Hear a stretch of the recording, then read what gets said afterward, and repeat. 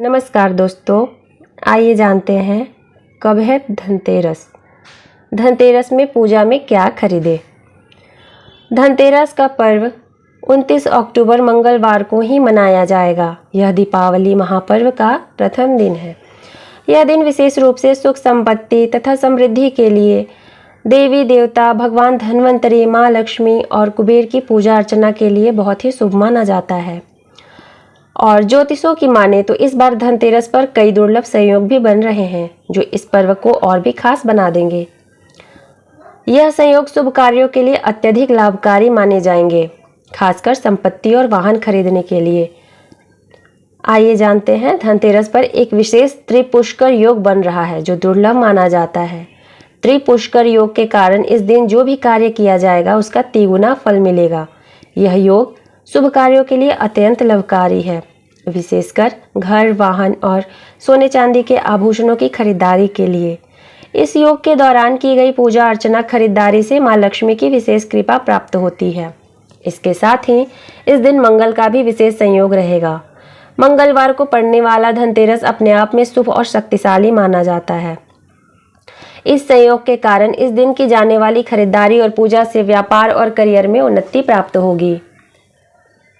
भगवान धन्वंतरी, कुबेर और मां लक्ष्मी का पूजन विधि पूर्वक करने से सुख समृद्धि में वृद्धि होती है। इसके लिए शाम के समय घर के मुख्य द्वार और पूजा स्थल को साफ करके वहां दिया जलाना चाहिए। एक स्वच्छ थाल में चांदी, सोना या पीतल के बर्तन रखकर उसमें चावल, हल्दी और धनिया अर्पित करना शुभ माना जाता है। इसके अलावा धनतेरस की रात मां लक्ष्मी की विशेष आरती और दीपदान की जाती है। विशेषकर धनतेरस के दिन सोने, चांदी, बर्तन, वाहन और इलेक्ट्रॉनिक सामान खरीदना बहुत ही शुभ माना जाता है। बर्तन और सोने चांदी के आभूषण खरीदने की परंपरा है। धार्मिक मान्यता है कि इस दिन कोई भी नई वस्तु घर में लाने से मां लक्ष्मी का वास होता है। अगर आप किसी कारणवश सोना या चांदी नहीं खरीद सकते हैं तो स्टील के बर्तन भी खरीदे जा सकते हैं। इस बार धनतेरस पर इलेक्ट्रॉनिक वस्त्रों की खरीदारी भी लाभकारी मानी जाएगी, क्योंकि मंगल ग्रह का प्रभाव इन चीज़ों पर विशेष लाभकारी होता है। घर के लिए सजावटी वस्त्र, लाइट्स और गहनों की खरीदारी कर सकते हैं।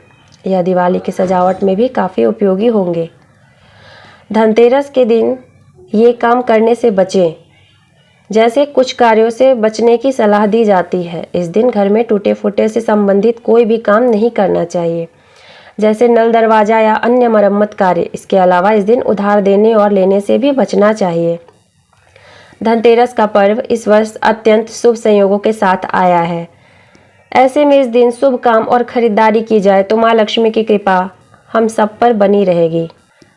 धनतेरस का शुभ मुहूर्त वैदिक पंचांग के अनुसार त्रयोदशी तिथि की शुरुआत मंगलवार 29 अक्टूबर 2024 की सुबह 10:31 से और इस तिथि का समापन 30 अक्टूबर को दोपहर 1:15 पर होगा। इसलिए 29 अक्टूबर को ही धनतेरस का पर्व मनाया जाएगा।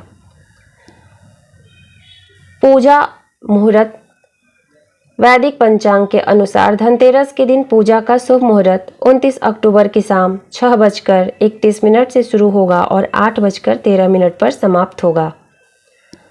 धनतेरस की पूजा विधि।